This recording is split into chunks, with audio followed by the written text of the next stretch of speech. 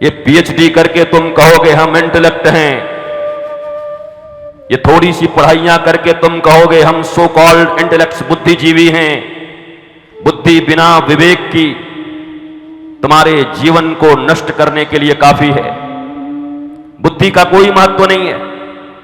हम कहते हैं हमको बुद्धिमान बना दो। नटवरलाल भी बुद्धिमान था, दुनिया का सबसे बड़ा फ्रॉड। क्या उसके पास बुद्धि कम होगी? लोगों को उसने ठगा होगा तो बुद्धि से ही तो ठगा होगा। ये जो हत्याएं करते हैं बुद्धि लगा के ही तो करते होंगे। ये जो डकैतियां और चोरी करते हैं बिना बुद्धि के करते हैं।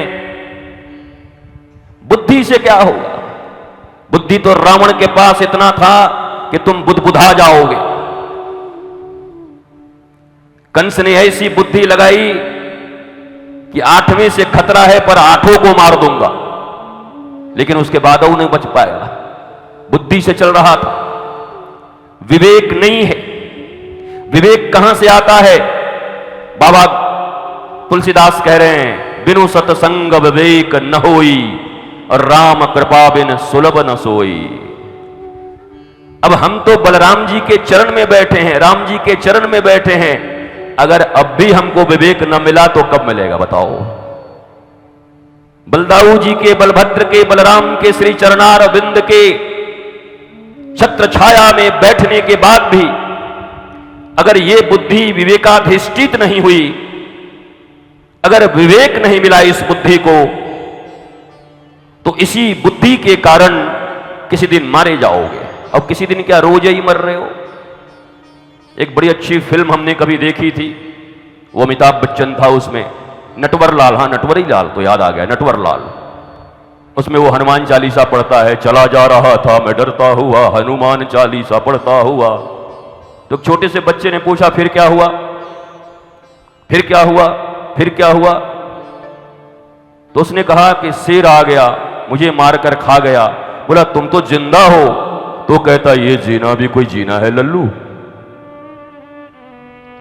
हम सब भी वही हैं, जी तो रहे हैं, गुटके फाड़ फाड़ के मुंह में डाल डाल के।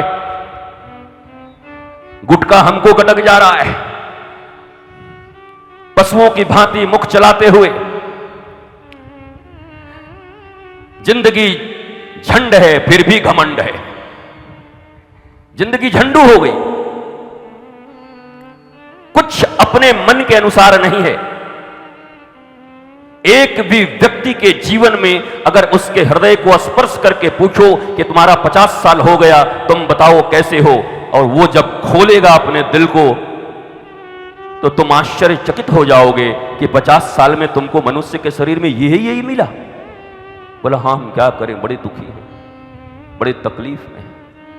पर वही लोग जब गांव के चौपाल पर बैठते हैं तो इतने ज्ञानी बन जाते हैं दूसरों को ज्ञान देने में कि ऐसा लगता है कि दोबारा सुखदेव जी और व्यास जी का आगमन हो गया है।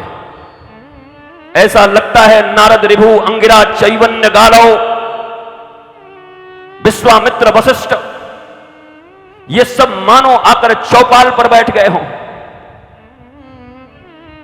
उनके ज्ञान की धारा जब बहती है, बाइडेन ने क्या किया, इमरान खान ने क्या किया, जिनपिंग ने क्या किया, घर का छोरा बात नहीं मान रहा, घर का छोरा नाच नचाए हुए, और बाइडेन और जिनपिंग की बात कर रही है। 2 बच्चे पैदा किए, उसको योग्य नहीं बना पाए। 2 औलादें घर में आई, न उसको सती अनसुईया की तरह बना सके, न मदालसा बना सके, न उनको झांसी की रानी बना सके, न उनके भीतर में वो देवित्व का गुण दे सके, न अपने पुत्रों के भीतर में हनुमान का बल दे सके, न अपने पुत्रों के भीतर में राम जी का त्याग दे सके। और बैठकर जिनपिंग, इमरान, पुतिन, घर की हालत पूतना खुद खराब कर दी है। अब पुतिन की बात कर रहे हैं। रसिया में बैठा पुतिन, अब इनके घर में बैठी पूतना, इनका जिंदगी हराम हो गया। ये जिंदगी क्या क्या हमारे धर्मशास्त्र, हमारी कथाएं, क्या ये भागवत के सजे सजाए मंच, क्या ये रामचरितमानस की दिव्य बह रही धाराएं 9-9 दिन में, क्या ये चल रही हनुमत कथाएं जीवन में अगर आनंद, उन्नति, प्रेम, शांति प्रदान नहीं कर पा रहे, आपके अपने जीवन और अपने घर में आह्लाद और आनंद वर्षित नहीं कर पा रहे, आपके अपने जीवन, चाल चलन और चरित्र में कोई परिवर्तन नहीं ला पा रहे, तो ये बड़ी बड़ी बातें करने से क्या होगा? फिर अपने मुंह मियां मिट्टी बनने से क्या होगा? फिर ये चौक और चौराहों पर बैठ करके उद्धार के ज्ञान बांटने से क्या होंगे? जो व्यक्ति स्वयं का उद्धार न कर सके, वो तो चारों तरफ उद्धार ही करेगा, उद्धार तो किसी का करेगा नहीं।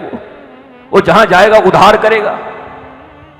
जो निज का उद्धार नहीं कर पाता, मेरी माताओं, आप वही मां हो मदालसा, 5 से 7 साल के उम्र में अपने बच्चों को जिसने आत्मज्ञान प्राप्त करा दिया। ये भारत की वो भूमि है जहां अपनी मां अपने 7-7 साल के बच्चों को आत्मस्वरूप का ज्ञान कराकर आत्मज्ञानी बना देती है। जहां ध्रुव की माता अपने अपमानित हुए बच्चे को सही मार्ग दिखा के हरि का गुणगान कराकर हरि को उनको दर्शन देने के लिए मजबूर कर देती है। हम वो भारत, वो सनातन संस्कृति के लोग हैं। आपके जो भी पूर्वज हैं वो अनसुईया हैं, माता सीता की भी गुरु, सीता जी भी जगत जननी है, जगदम्बा है, भवानी है। पर पातिव्रत धर्म का अगर उन्हें भी ज्ञान लेना हो तो किसी अनसुईया को गुरु मानकर शिष्य की भांति बैठकर माता सीता भी ज्ञान लेती हैं। साक्षात भगवान राम स्वयं परमात्मा हैं, पर उन्हें भी जब ज्ञान लेना होता हमें सिखाने के लिए, तो वशिष्ठ को ऊंचे आसन पर बिठा करके और स्वयं शिष्य की भांति उनसे ज्ञान लेकर योग्य वासिष्ठ का प्रतिपादन करवा देते।